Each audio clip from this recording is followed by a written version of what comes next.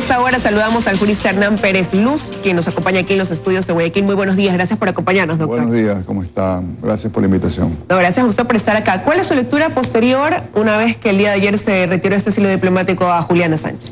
Bueno, yo creo que ha sido una medida acertada. Lamentablemente se ha demorado mucho y las razones que se han invocado para retirarle el asilo no creo que son las adecuadas.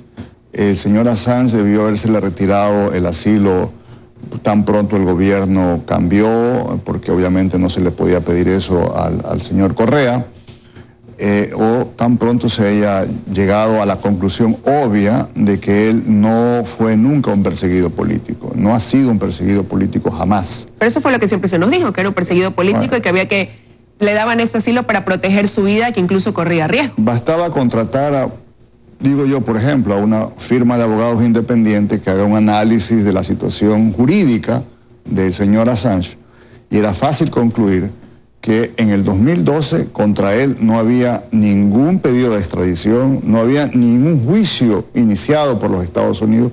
Había una molestia del Departamento de Estado por haberse hecho públicos estos cables que pusieron en riesgo e inclusive en algunos casos le costó la vida a algunos activistas de derechos humanos en la China y pusieron en riesgo probablemente la vida de muchas personas en Afganistán. Pero bueno, nunca hubo realmente contra él una acusación.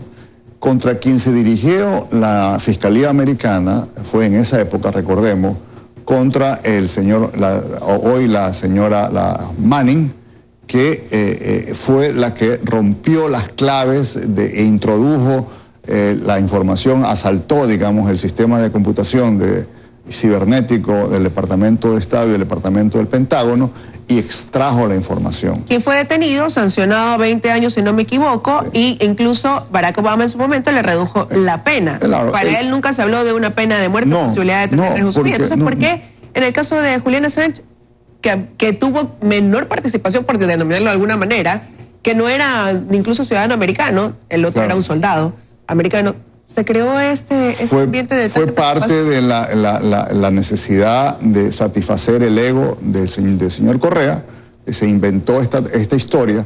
Pero volvamos al tema del 2012, y es importante lo que usted acaba de decir, porque en el 2012 quien lo buscaba al señor Assange era la justicia sueca, era la Fiscalía de Suecia, por una acusación muy grave de un delito sexual.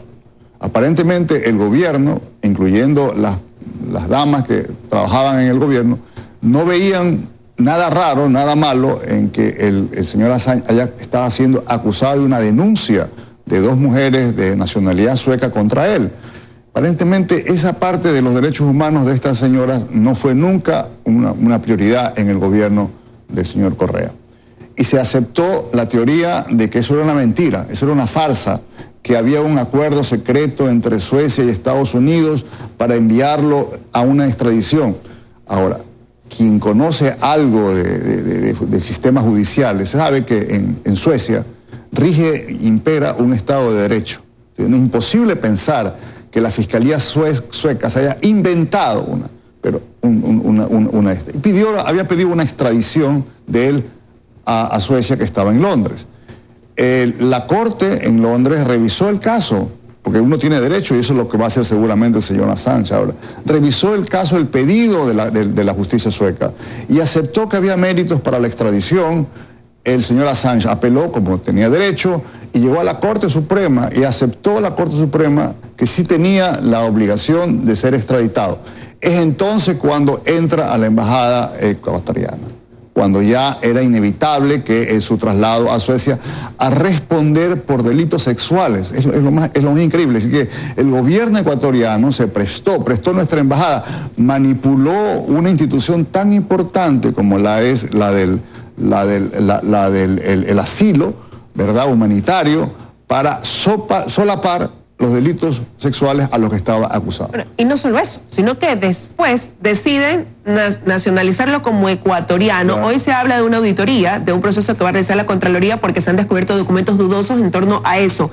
Se debería, ayer en la Asamblea, dentro de la exposición del canciller, un asambleísta pedía que se vinculen estas investigaciones a quienes ocuparon la Cancillería durante el tiempo de permanencia de Julián Assange en la embajada. ¿Usted ¿Concuerdan que se debería hacer esta vinculación? Claro, yo sí creo que se debe investigar eso y como dice el doctor Roldán, debe investigarse los fondos que se han utilizado. Me parece inaudito que hemos gastado los ecuatorianos 7 o 6 millones de dólares, 7 millones de dólares en mantener a este señor ahí, acusado de un delito sexual. Estados Unidos nunca le inició una investigación.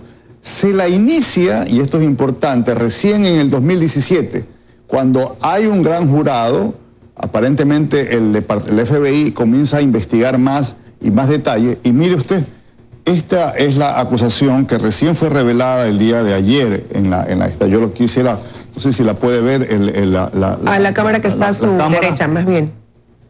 ¿O cuál cámara lo van a coger? ¿En esa?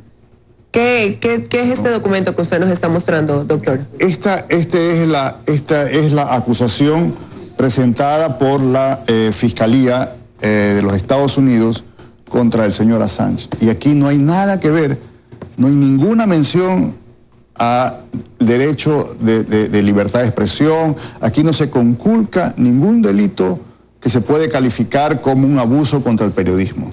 Porque aquí lo que se le está acusando a él simplemente es, curiosamente, de haber colaborado, ayudado al señor Manning a entrar y a romper el servicio de protección cibernético que tiene el Pentágono. Quiere decir que ha sido una mentira lo que se está diciendo de que el señor Assange es víctima de una persecución por la publicación, por la divulgación de los cables secretos del Departamento de Estado. Bueno, en Estados Unidos, con esto termino, en Estados Unidos hay una doctrina que viene desde los años 70, en el caso famoso del New York Times sobre los papeles del Pentágono. Como usted recordará, el New York Times hizo público documentos secretos del Pentágono, en la cual se demostraba que la guerra al Vietnam estaba condenada al fracaso. El gobierno del señor Nixon intentó detener esa publicación. La Corte Suprema, en una sentencia histórica, protegió bajo la primera enmienda la necesidad de que el público conozca esa realidad. Esto es diferente, esto es muy diferente. Aquí la acusación no va a la publicación, sino que el señor Assange aparentemente ahora resulta que sí colaboró activamente en romper el sigilo, es decir, en meterse a la casa, en romper las puertas, digamos.